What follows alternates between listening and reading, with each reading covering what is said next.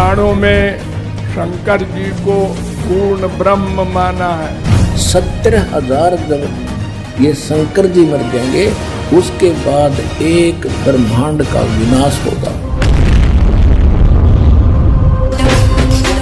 भस्मासुर की सत्य कथा से भी स्पष्ट हो गया कि शिव जी समृद्ध शक्ति नहीं है।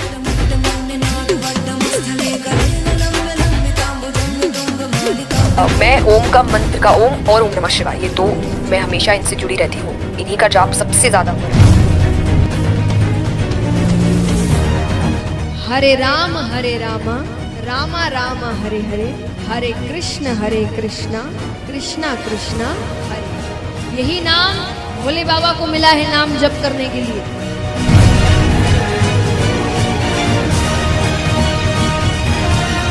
देवताओं ने अमृत पिया तो वो क्या बने देव, और शंकर जी ने पिया जहर तो वो बन गए महादेव। तो अमृत से श्रेष्ठ जहर है। अरे कर्मीनो, अरे ज्ञानहीनो कहते हैं परमात्मा। कबीर जी कहते हैं मोती मुक्ता दर्शत नाही, ये जग है सब अंदरे, दिखत के तो नैन सब सुनकर फिरा मोतिया बंदरे। नमस्कार दर्शकों, आज हम बात करेंगे ऐसे आध्यात्मिक विषय पर जिससे संबंधित प्रश्न आपके मन में भी उठा होगा। भगवान शिव, जिन्हें महादेव, नीलकंठ, आदिनाथ, रुद्र और भी अनेक नामों से जाना जाता है, इन्हें हिंदू धर्म में सबसे शक्तिशाली देवताओं में से एक माना जाता है। लेकिन क्या कोई ऐसा भी है जो शिव से भी समर्थ है? इस प्रश्न का उत्तर जानने के लिए एक तरफ हम हिंदू धर्म गुरुओं के विचार सुनेंगे और दूसरी तरफ संत रामपाल जी महाराज जी के विचार सुनेंगे, और फिर शास्त्रों को आधार मानकर निर्णय निकालेंगे कि शिव से भी समर्थ कोई है भी या नहीं, और यदि है तो वो कौन है। तो आइए सबसे पहले सुनते हैं हिंदू धर्म गुरुओं के विचार कि वो शिव जी के विषय में क्या कहते हैं। सब हैं देव, सब ने पिया अमृत तो सब बन गए देव। शंकर जी ने पिया जहर तो शंकर जी बन गए देवाधिदेव महादेव। इसलिए देवताओं ने अमृत पिया तो वो क्या बने देव, और शंकर जी ने पिया जहर तो वो बन गए महादेव। तो अमृत से श्रेष्ठ जहर है। मैं ओम का मंत्र का ओम और ओम नमः शिवाय, ये दो मैं हमेशा इनसे जुड़ी रहती हूँ। इन्हीं का जाप सबसे ज्यादा हुआ है। जाप नहीं तो मन में भी चलता रहता है। तो मेडिटेशन इज प्रॉपर जाप, लाइक प्रोनाउंसिएशन वो साउंड, नहीं तो मेरे मन में भी ये चीज चलती रहेगी कि ओम नमः शिवाय ओम नमः शिवाय। कि मुझे ऐसा लगता है ये बहुत, कि भगवान शंकर सबसे भोले भगवान माने गए हैं। गुस्सा आता है वो बात अलग है जब महाकाल का रूप लेते, अदरवाइज उसके अलावा सबसे शांत भगवान माने गए हैं। हर वक्त समाधि में, हर वक्त खुद मेडिटेशन में ही बैठते हैं, इसलिए उनका नाम सबसे ज्यादा लेने को। भगवान शिव अविनाशी हैं और हमारा मत कहता है कि शंकर जी और भगवान विष्णु जी दोनों एक ही हैं। शंकर जी अर्धनारेश्वर हैं, आधी अम्बा है आधे शिव हैं, इसलिए उनका नाम अर्धनारेश्वर है। वैसे उनमें ही दोनों पूर्ण है, तो उनमें श्रद्धा कहे तो केवल शंकर जी में निष्ठा रखिए। जिसे मनुष्य जीवन मिल गया और उसने अपनी आत्मा के कल्याण के लिए अपने जीवन को उपासना में लगा दिया, वो शिव है। भगवान भूत बावन भोलेनाथ हमारे पिता हैं, माँ पार्वती हमारी माँ हैं, हम सब उनकी संतान हैं। समझ में आ गई बात? पुराणों में शंकर जी को पूर्ण ब्रह्म माना है, वेदों ने भी माना है, और एक शिव पुराण ही बना दिया गया है। जैसे विष्णु पुराण है ऐसे शिव पुराण भी है। देवाधिदेव महादेव शिव जी हैं, तो शिव जी को परम वैष्णव के रूप में माना गया है, परंतु एक प्रकार से शिव जी देवताओं की कैटेगरी में नहीं आते हैं। एक को पकड़ के उसके ऊपर छोड़ दो। जैसे परम वैष्णव आचार्य भगवान शिव हैं, उनके चरण पकड़ लो, उनको क्या करना है वो सर्वज्ञ हैं, उनको क्या सब ज्ञान है। दर्शकों, हिंदू धर्म गुरुओं के दृष्टिकोण से देखा जाए तो अनेक हिंदू धर्म गुरुओं का मानना है कि कोई भी भगवान शिव से अधिक शक्तिशाली नहीं है। वे सर्वोच्च शक्ति का प्रतीक हैं और सभी देवताओं के देवता हैं। वे ब्रह्मांड के रचयिता हैं, पालनहार और संहारक हैं। चलो कुछ समय के लिए इन धर्म गुरुओं द्वारा बताए गए शिव जी के विषय में इन कथनों को सत्य मान लेते हैं, लेकिन उससे पहले कुछ वीडियो और देखते हैं। जो आदमी एक कृष्ण से प्रेम करता है, एक भगवान से प्रेम करता है, वो सफल है। और जो 17 जगह मन लगाता है, कभी इस देवता के पास, कभी इस देवी के पास, कभी यहाँ कभी वहाँ, वो ना घर का ना घाट का। इसलिए एक में मन लगाओ। हमारा कन्हैया जो करेंगे वही करेंगे। अब हमें कहीं किसी के पास जाने की जरूरत, अरे हनुमान चालीसा पढ़ो, शिव चालीसा पढ़ो, दुर्गा चालीसा पढ़ो, ये सब तो ठीक है। सबसे बड़े भगवान, सब उनसे छोटे, सब दास हैं, नौकर हैं। ब्रह्मा विष्णु शंकर कोई हो, सब नौकर चाकर। उनके बराबर भी कोई नहीं है। बड़ा होने की बात तो छोड़ो, श्री कृष्ण अवतारी हैं, स्वयं भगवान कृष्ण, कृष्ण पर तत्व, ये स्वयं भगवान है श्री कृष्ण।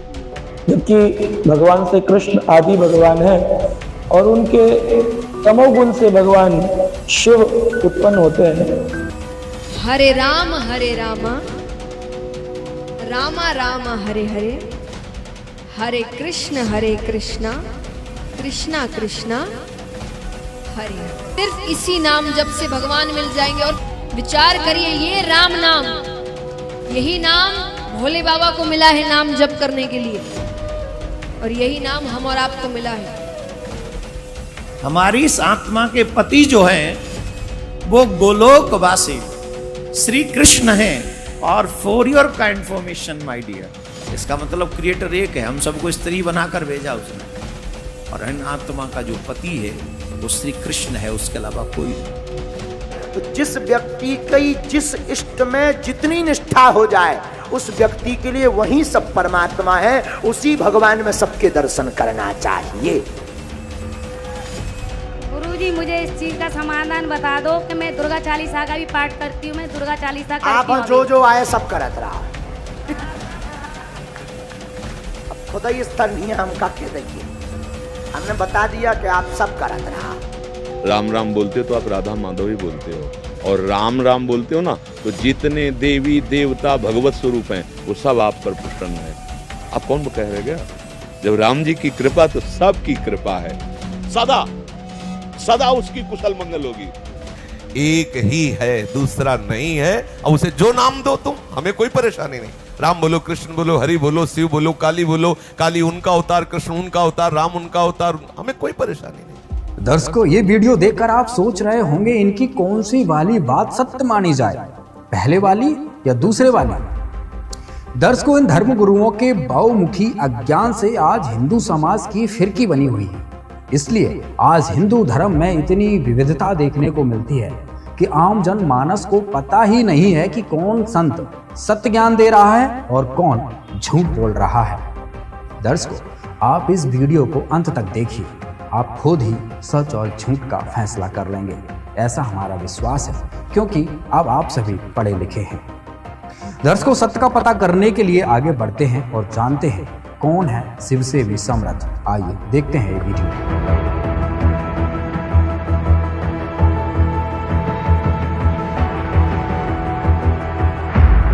अब इन भगवानों की थोड़ी सी सतिथि बताते हैं, इनकी आयु समझाते हैं आपको। ब्रह्मा जी की आयु से आप परिचित हैं, क्योंकि ये हमारे भांड जो गुरु थे ये इतनी तब बताया करते थे कि ब्रह्मा जी की आयु 100 वर्ष की है। वो अब दास बताएगा वो 100 वर्ष बनते कैसे हैं, उनको तो ये भी ज्ञान नहीं था। जैसे एक चतुर्युग, ब्रह्मा जी का 1008 चतुर्युग का दिन और इतनी ही रात्रि होती है। इसकी उम्र का ऐसे कैलकुलेशन करनी पड़ती है। और एक चतुर्युग, सतयुग, त्रेता, द्वापर, कलयुग, चारों मिलाकर एक चतुर्युग कहलाता है। चतुर्युगी भी कहते हैं इसको। और इसके कुल मिलाकर एक, तो ऐसे 4 युगों का, चतुर्युग का टोटल टाइम कितना होता है? 43,20,000 वर्ष। 43,20,000 वर्ष एक चतुर्युग का। और ऐसे ऐसे 1008 चतुर्युग का ब्रह्मा जी का दिन। और इतनी ही रात्रि, इसको लंप संप 1000 चतुर्युग माना जाता है। हमारे यहाँ वर्ष कैलकुलेट करते हैं अपना यहाँ का मनुष्यों का, ये वैसे वास्तव में 365 सही 1/4 दिन होते इसमें, लेकिन हम अमूमन इसको 365 दिन का ही मानते हैं। इतना समझ लो। वैसे 1008 होते हैं, और इसका आगे ऐसे इनकी आगे भी इसकी डिफाइन किया है कि एक इंद्र का शासनकाल 72 चतुर्युग का होता है, और एक ब्रह्मा जी के एक दिन में 14 इंद्रों का शासनकाल पूरा हो जाता है। तो 72 को 14 से गुणा करेंगे तो 1008 चतुर्युग होते। तो लंप सम माना जाता है 1000 चतुर्युग का ब्रह्मा का दिन, इतनी ही रात्रि, ये दोनों मिलाकर समझो एक दिन रात बन गए ब्रह्मा के। ऐसे 30 दिन रात का महीना और 12 महीने का एक वर्ष, ऐसे बने हुए पीरियड से, और ऐसे 100 वर्ष की आयु है ब्रह्मा जी की। ओ तेरे की बताओ, अब हम तो 100 वर्ष हमारे गिन लो, ये कितने समय उसकी तुलना में। अब उसकी कैलकुलेशन ऐसे हटकर हम अन्य देवताओं की कैलकुलेशन नहीं कर सकते। अब ऐसे निकालेंगे, ब्रह्मा जी की आयु ऐसे बने हुए 100 वर्ष की होगी, ठीक है। उसके बाद इसे 7 गुनी विष्णु जी की 700 वर्ष जैसे ये बने हैं वर्ष, और इससे 7 गुना शंकर भगवान की 4900 वर्ष। किससे 7 गुना? विष्णु जी से 7 गुना। और जब ऐसे 7 गुना आयु वाला शंकर मर जाएगा, ऐसे ऐसे 70,000 जब ये शंकर जी मर जाएंगे, उसके बाद एक ब्रह्मांड का विनाश होगा। और इस गीता ज्ञान दाता की मृत्यु होगी। और इतना पीरियड जो होगा 70,000 बार शंकर मरने के बाद, ऐसे जो एक बार ब्रह्मांड का विनाश होगा और इसकी मृत्यु होगी काल की, ज्योति निरंजन की, सरपुरुष की, तो वो होगा युग। किसका? अक्षर पुरुष का युग होगा वो युग। अपना आत्माओं ने वेदों गीता का समझना कोई बालकों का काम नहीं था। गीता अध्याय नंबर 8 के श्लोक नंबर 17 में उसमें लिखा है कि सहस्र युग लिखा है, सहस्र चतुर्युग नहीं लिखा। ये गलती कर रहे हो अनुवाद करते समय, उन्होंने ब्रह्मा जी का वो सिद्ध कर दिया, वो है सहस्र युग ओनली, नोट चतुर्युग। तो 1000 युग का दिन किसका? अक्षर पुरुष का, और इतनी ही रात्रि। तो ऐसे जैसे एक युग, दास ने ये बताया, ऐसा एक युग, ऐसे ऐसे 1000 युग का अक्षर पुरुष का दिन और इतने ही युग की रात्रि, ऐसे 30 दिन रात का इसका महीना, और ऐसे 12 महीने का एक वर्ष, और फिर 100 वर्ष की आयु है उस अक्षर पुरुष की, और फिर भी मृत्यु। गीता अध्याय नंबर 15 के श्लोक नंबर 16 और 17 में 3 पुरुष बताए, सरपुरुष अक्षर पुरुष बताए 16वें श्लोक में 15वें अध्याय के। उसमें कहा कि ये 2 पुरुष प्रसिद्ध हैं, एक सरपुरुष और एक अक्षर पुरुष। ये भी और इनके अंतर्गत जितने प्राणी इनके कमांड में हैं, ये सब नाशवान है, लेकिन जीवात्मा अलग विषय है, वो नहीं मरती। फिर उसके तुरंत बाद कहा 17वें श्लोक में 15वें अध्याय के, उत्तम पुरुष है तू अन्य परमात्मा इति उदाहरते, ये लोग तरम अवश्य विवर्ती अवेश्वर है। वो इन दोनों से कोई अन्य है, वो परमात्मा श्रेष्ठ भगवान उत्तम पुरुषोत्तम, और वही तीनों लोकों में प्रवेश करके सबका धारण पोषण करता है। वो मूल रूपी संसार है, संसार रूपी वृक्ष की मूल है, और वही वास्तव में अविनाशी है, अव्यय ईश्वर है। तो वो कौन है? और इनकी मृत्यु जो इतनी लंबी आयु है अक्षर पुरुष की, फिर भी मृत्यु है, इसलिए इसको अक्षर कहने लगे। अक्षर माने अविनाशी होता है, लेकिन ये अविनाशी नहीं है, लेकिन अविनाशी से कम भी नहीं है। इतनी लंबी उम्र में मरेगा, लेकिन फिर भी मृत्यु है। तो सूक्ष्म वेद में कहा है, एती उम्र बुलंद मुर्गा अंतरे, सतगुरु लगे न कान न बैठे वो संतरे। इतनी लंबी आयु होने के बाद भी मृत्यु होगी, क्योंकि आपको वो तत्वदर्शी संत नहीं मिला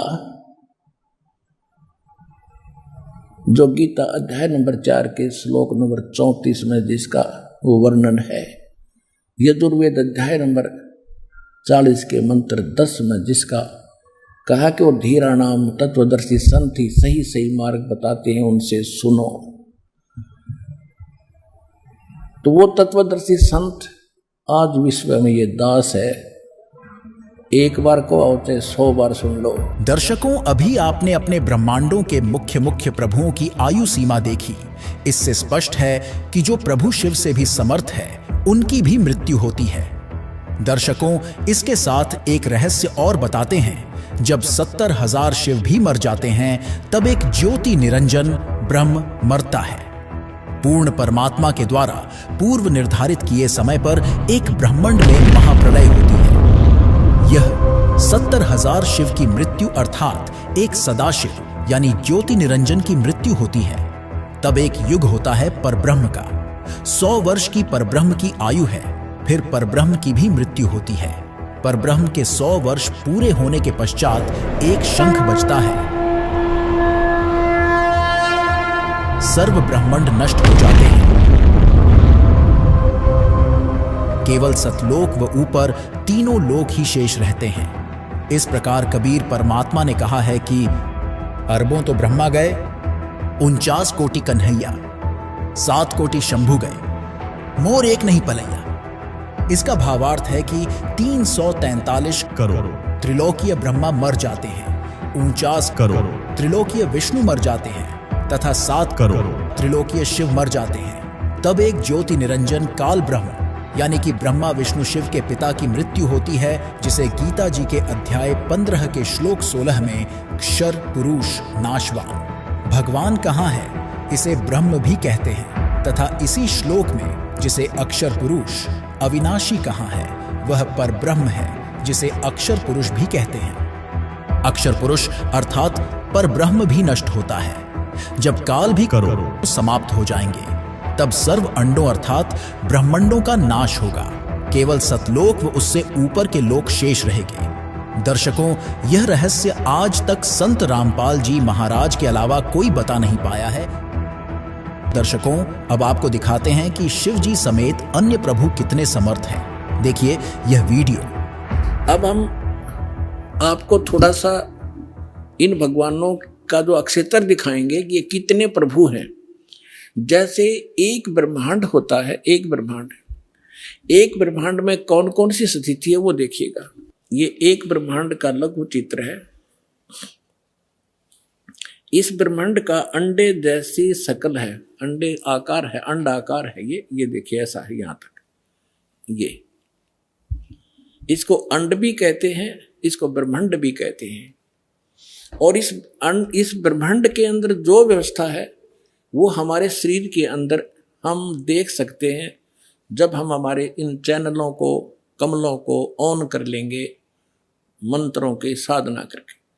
तो इसलिए इसको पिंड, शरीर को पिंड कहते हैं। जैसे एक टेलीविजन के अंदर कहीं भी कार्यक्रम हो रहा हो, वो कार्यक्रम हो रहा कहीं और देख हम टीवी पर सकते हैं, ऐसे ये शरीर हमारा है। तो पूरे ब्रह्मांड का जो नक्शा है इस पिंड के अंदर है। इसको पिंड भी कहते हैं, इसको अंड आकार है इसलिए अंड भी इसी को कहते हैं। अरे राधा स्वामी वाले ये नकली पिंड अलग बताते हैं, अंड अलग बताते हैं, ब्रह्मांड न्यारा क्या पता नहीं इनको। ये देखिएगा, तो ये इस ब्रह्मांड के अंदर क्या क्या व्यवस्था है। नीचे से शुरू करते, ये 5 ये 7 हैं। तल, अतुल, वितल, महातल, अतल, सुतल, रसातल और पाताल लोक। और ये पृथ्वी लोक, ये ब्रह्मा का लोक, ब्रह्मा जी का लोक, विष्णु शिव जी का लोक, विष्णु जी का लोक, और ये स्वर्ग, और ये नरक, ये इंद्र का लोक, ये मानसरोवर, ये धर्मराज का लोक, और ये एक ब्रह्मलोक है इसके अंदर। ये सारा ब्रह्मलोक कहलाता है। इतना ये एक ब्रह्मलोक है।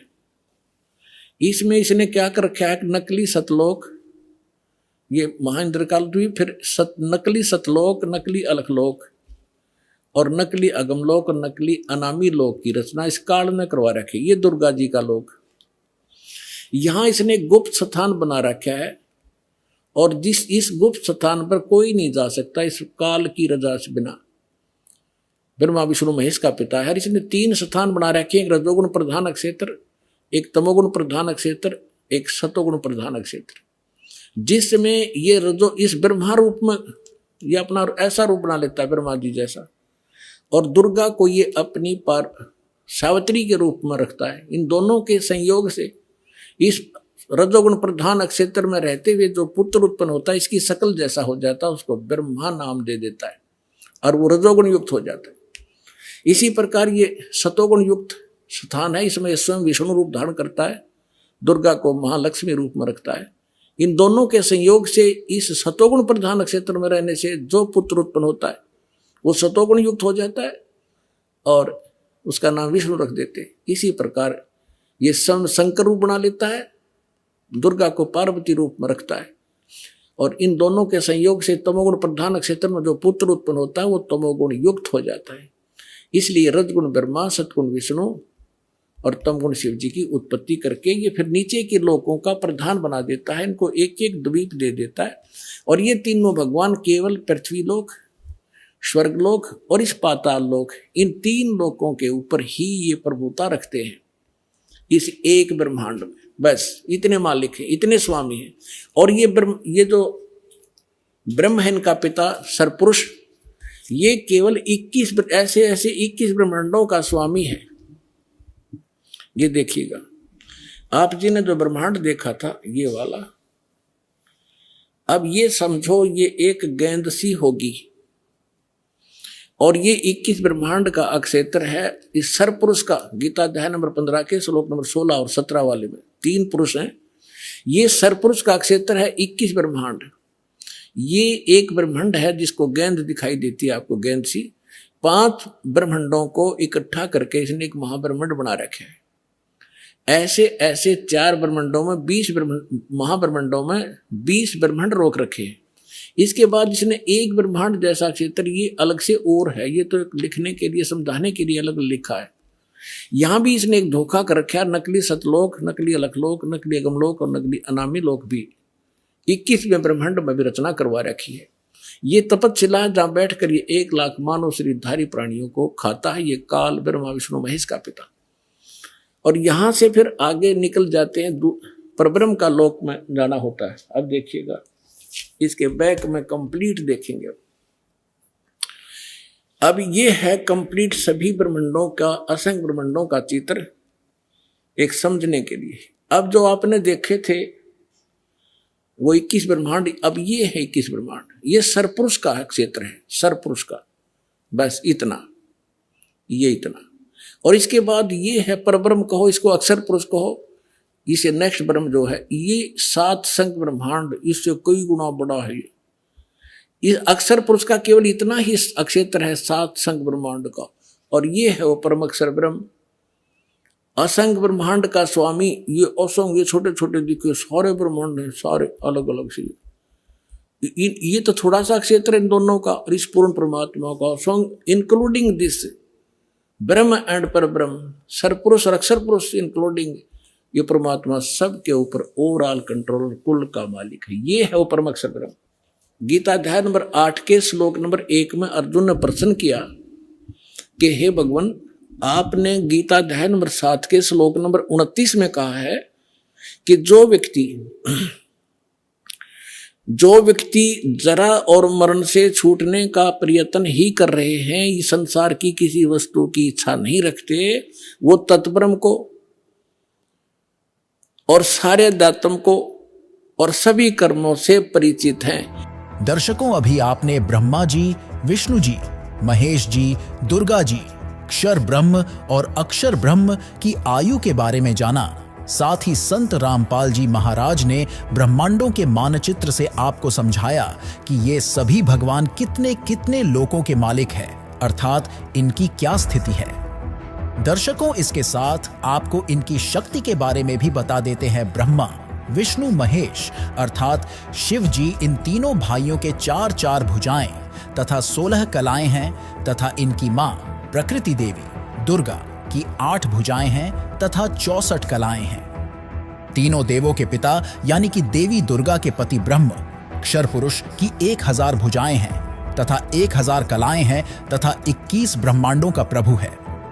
पर ब्रह्म अक्षर पुरुष की 10,000 भुजाएं हैं तथा 10,000 कला हैं तथा 7 शंख ब्रह्मांडों का प्रभु है। प्रत्येक प्रभु अपनी सर्व भुजाओं को समेटकर केवल 2 भुजाएं भी रख सकते हैं तथा जब चाहें सर्व भुजाओं को भी प्रकट कर सकते हैं। इससे स्पष्ट है कि शिव जी से समर्थ दुर्गा जी हैं और दुर्गा जी से समर्थ सदाशिव यानी ब्रह्म है और ब्रह्म से समर्थ पर ब्रह्म है और परब्रह्म से समर्थ परम अक्षर ब्रह्म है, अर्थात शिव जी से ऊपर 4 भगवान और हैं। इससे स्पष्ट हुआ शिव जी समर्थ भगवान नहीं हैं। दर्शकों, इतने सारे प्रमाणों से यह पता चल गया कि शिव से भी कई और प्रभु समर्थ हैं, जिनमें सबसे समर्थ परम अक्षर ब्रह्म है। ये परम अक्षर ब्रह्म कौन है, इसकी जानकारी वीडियो के अंत में हम आपको बताएंगे।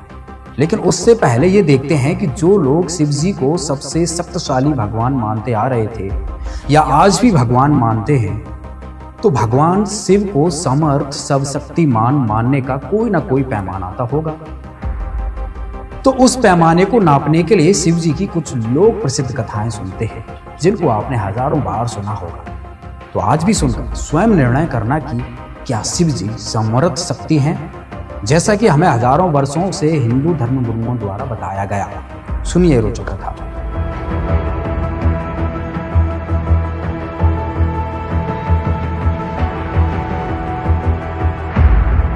आप रोज पढ़ते हो, सुनते भी हो इन ब्राह्मणों से। परमात्मा कह रहे थे, एक भस्मासुर नाम का एक राक्षस था, तपस्वी था। राक्षस तब पाछा बना, जब ये उसका पुजारी थे, ये कर्म करेगा। उसने भगवान शिव के गेट के सामने ऊपर को पैर नीचे को सिर करके सिरासन पर 12 वर्ष तप किया। उससे पहले हजारों वर्ष कैलाश पर बैठकर तप कराया था पर्वत पर। वहां नहीं सुनाई हुई तो उसके बारे में आगे धरना दे दिया गेट के सामने शिव जी के। 12 वर्ष जब ऊपर को पैर नीचे को सिर किए हठ योग करता रहा। एक दिन पार्वती जी ने कहा, भगवान आप तो समर्थ हैं, आपका पुजारी क्या मांगता है, इसको दो फारिग करो। 12 वर्ष हो गए इसने यहाँ आपकी कितनी घोर तपस्या कर रहा है। अब शिव जी बोले, बोलो भाई क्या मांगता है। अब भस्मासुर ने कहा, जी ऐसे नहीं, वचनबद्ध हो जाओ प्रभु, तब मांगो। भगवान शिव ने सोचा, भाई क्या मांगेगा, एक सिद्धि और मांग लेगा, दे दूंगा। बोल भाई वचनबद्ध हो गया, छोड़ पीछा मेरा। तो वचनबद्ध होते ही खड़ा हो गया और कहने लगा, जी ये भस्म कड़ा दे दो जो आपने पहन रखा है। उसमें क्या शक्ति थी कि उस भस्म कड़े को, कड़ा था वो जैसे पहन लेते हैं, और उसको जिसके भी सिर पर सिर पर रख के भस्म वो जल जाता था, उसकी राख भी नहीं पाव थी, राख पाव थी। ये पता था उसको भस्मा गिरी को। ये गिरी, पुरी, नाथ, नागा, ओगड़, ये सारे शिव जी तमोगुण के उपासक हैं। तो भगवान शिव ने सोचा, जंगल में रहता है, साधक है, अपने बचाव के लिए लेता होगा। अब निकाल दिया, वचनबद्ध हो ही रहे थे कि ले भक्त ले ले। अब जब उसके हाथ में आ गया ना भस्म कड़ा, तब वह त्योर बदल गया और हंसा एक दुष्ट की तरह, हा हा हा, ले शंकर हो ले होशियार, तुझे भस्म करूंगा और पार्वती को पत्नी बनाऊंगा। मैं इसी उद्देश्य से भक्ति कर रहा था। अब कबीर साहब कहते हैं कि माता को घर नहीं ठहराई। ऐसे दुष्ट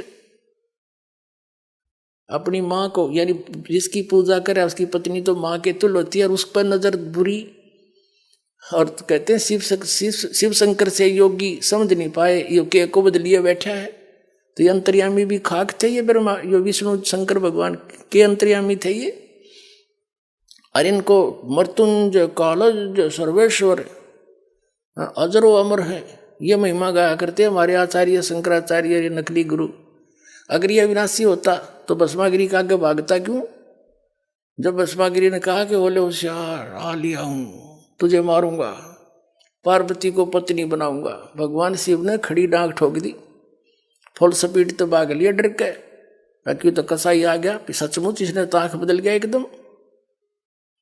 आगे आगे भगवान और पीछे पीछे पुजारी, 10 सपाट पट्या।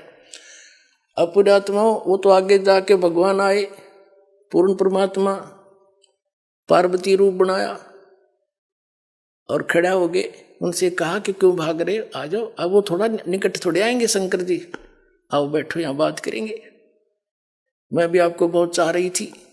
अब डट गया, अगले में बात बढ़ेगी, बस ठीक है शिव जी ताना नहीं, जब तक मेरे हाथ में कड़ा है, 2 बात कर लूँ। पार्वती रूप में भगवान बोले कुछ डांस करके दिखाओ कि मैं बात बने, यानी कुछ प्रसन्न हूं मैं तेरे से। अब भगवान वो भस्मागिरी कहने लगा मैं तपस्वी आदमी, मुझे डांस टूंस तो आता नहीं। पार्वती रूप में भगवान बोले ले मैं सिखाता हूँ तुझे, मैं सिखाती हूँ, इस हाथ को ऐसे कर, इस पैर ना आगे कर, ठू ठू ऐसे कर, ये हाथ और ऊपर कर और ऊपर कर। जो जिसमें वो ले रहा था ना बसम कड़ा, उसके सिर पा लिया ना, जब कह दिया बसम और रिमोट दबा दिया, वो भस्मागिरी की राख होगी, मर गया। फिर विष्णु रूप धारण किया उस परम पिता ने, इनके ये संकट में उस मालिक ने याद करे, और विष्णु रूप धारण करके शिव जी के पास गया कि डट जा भोलेनाथ, क्यों भाग रहे हो। शिव जी कहते हैं भाग ले विष्णु, आजा जल्दी जल्दी। वो पीछे आने लग रहा है दुष्ट, मेरे से धोखे से उसने वचनबद्ध करके भस्म कड़ा ले लिया, मैंने आपत मोल ले ली। तब कहा विष्णु रूप में परमात्मा ने कि रुक जा, ये तेरा कड़ा ले, और मैंने वो भस्म कर दिया। सचमुच हाँ, चल तेने उसकी राख दिखाऊं। जब उसकी ऐस देख ली ना, राख देख ली शंकर भगवान की, जब दिल की धड़कन ठीक हुई, इतना विनाशी बतावे अजरो अमर थे मृत्युंजय कालज। अब पुण्यात्मा इससे दुष्ट और क्या होगा, अपनी माँ को तो पत्नी बनाने की चेष्टा करे, हर जिसकी पूजा करे उसका दुश्मन बन गया। राक्षस स्वभाव को धारण किए मनुष्यों में नीच दूषित कर्म करने वाले मूर्ख, ये कैटेगरी है इन लोगों की, तीनों गुणों के उपासकों की। दर्शकों, इस भस्मासुर की सत्य कथा से भी स्पष्ट हो गया कि शिव जी समृद्ध शक्ति नहीं है। अब एक सवाल आपको झकझोर रहा होगा, फिर कौन है सबसे समृद्ध परम अक्षर ब्रह्म, जो शिव से भी समृद्ध है, दुर्गा जी से भी समृद्ध है, और शिव जी के पिता यानी सदाशिव से भी समृद्ध है, और पर ब्रह्म जो 7 शंख ब्रह्मांडों का मालिक है उससे भी समृद्ध है। तो वो कौन है, जानने के लिए सुनिए जगत गुरु तत्वदर्शी संत रामपाल जी महाराज के विचार।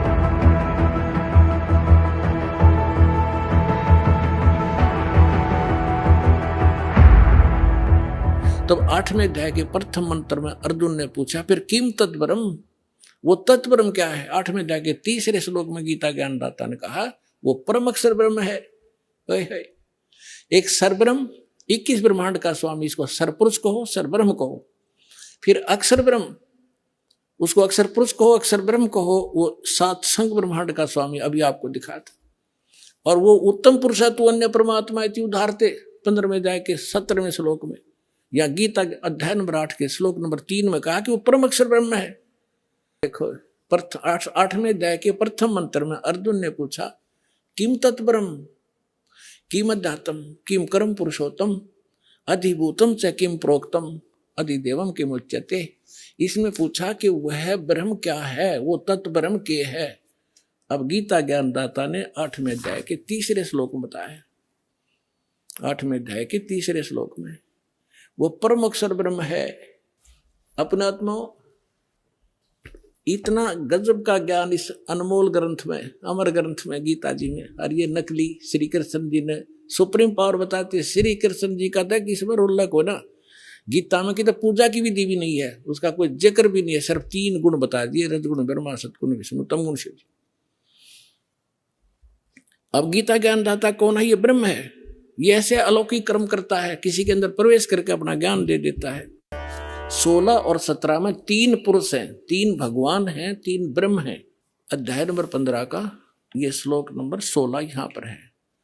इसमें क्या कि द्वौ इमौ पुरुषौ लोके सर्च अक्षर एवं च सरे सर्वाणी भूतानि कुटस्थ अक्षर उच्चते 16वां श्लोक। इसका अनुवाद यहां पर क्या ना, इस संसार में नाशवान और अविनाशी भी ये दो प्रकार के पुरुष हैं। अब देखो इन्होंने सर माने नाशवान, अक्षर माने अविनाशी कर दिया। ये लिखना था इस संसार में सर पुरुष और अक्षर पुरुष, ये पुरुषों है ना, ये दोनों संस्कृत में इसके साथ भी लगाया जाता है, अक्षर पुरुष और सर पुरुष। ये और इनको देखें तो नाशवान और अविनाशी ये दो प्रकार के पुरुष है। पुरुष माने परमात्मा है, प्रभु है, भगवान है, ईश है, स्वामी है। और संपूर्ण प्राणियों के शरीर तो नाशवान है, जीवात्मा अविनाशी कहा जाता है। अब क्या है, ये सरपुरुष कितना मालिक है, अक्षर पुरुष कितना मालिक है, और परम अक्षर। अब तीसरा कौन है, वो तीसरा पहले दिखाते हैं आपको। तीसरा जो है वो परम अक्षर पुरुष है। अब यहां आपने 15वें अध्याय के 16वें श्लोक में दो पुरुष हैं, सरपुरुष और अक्षर पुरुष। ये दो प्रकार के पुरुष हैं, और इनके अंतर्गत जितने प्राणी हैं वो नाशवान है, और ये स्वयं भी नाशवान है। जीवात्मा तो गधे की भी नहीं मरती, कुत्ते की भी नहीं मरती। अब यहां देखो 15वें अध्याय के 17वें श्लोक में क्या लिखा है कि उत्तम पुरुष है तू अन्य। ये उत्तम पुरुष माने श्रेष्ठ परमात्मा तो इन दोनों से अन्य है, सर पुरुष और अक्षर पुरुष से। सर पुरुष सर और अक्षर, नाशवान और विनाशी, ये दो प्रकार के पुरुष हैं। इसमें लिखा है 17वें श्लोक में 15वें अध्याय के कि उत्तम पुरुष है तू अन्य, परमात्मा इति उद्धारत है, यह लोग तरम आविश्य विवर्ती अवैश्वर है। उत्तम पुरुष तो अन्य ही है, इन दोनों से कोई और है वो श्रेष्ठ भगवान परम अक्षर ब्रह्म। तीसरे नंबर का उत्तम पुरुष तो अन्य ही है जो तीनों लोकों में प्रवेश करके सबका धारण पोषण करता है। अविनाशी परमेश्वर परमात्मा इस प्रकार कहा जाता है।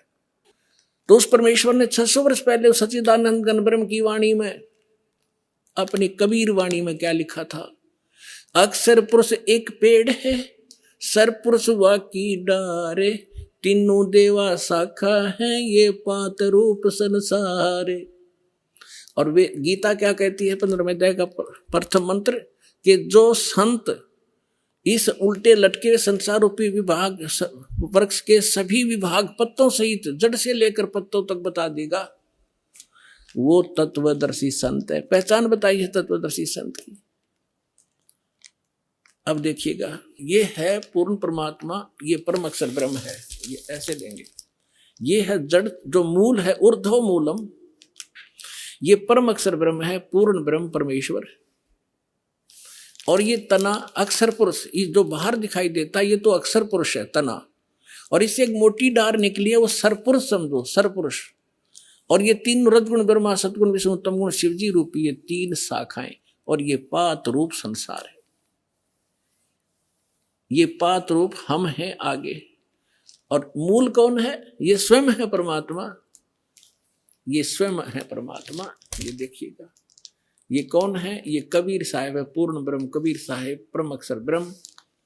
ये सारे संसार के आधार हैं, ये सब के धारण पोषण करने वाले हैं। जैसे वृक्ष की, जैसे संसार रूपी वृक्ष की जो परिवृष होती है वो जड़ से होती है। देखो पुण्यात्माओं, डेफिनेशन ऑफ गॉड भी आज तक हमें प्राप्त नहीं बता सके हमारे नकली गुरु।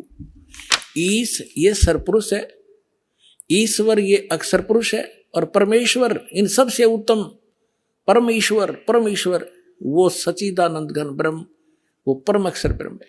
अब यहां बता रहे हैं कुछ परमेश्वर के ध्यान, उसकी भक्ति करने से उसको प्राप्त होता है। दर्शकों, कौन है शिव से भी समर्थ, इसका जवाब अब आपको मिल गया है। और अब आप कोई भी शिव भक्त हो उसको समझा सकते हैं कि शिव जी मात्र 3 लोक के भगवान हैं। सदाशिव यानी काल ब्रह्म 21 ब्रह्मांड के भगवान हैं, और कबीर परमेश्वर सर्व ब्रह्मांडों के भगवान हैं। जैसा कि आपको संत रामपाल जी महाराज ने आपके अपने ही सनातन धर्म के पवित्र शास्त्रों से प्रमाणित करके दिखाया।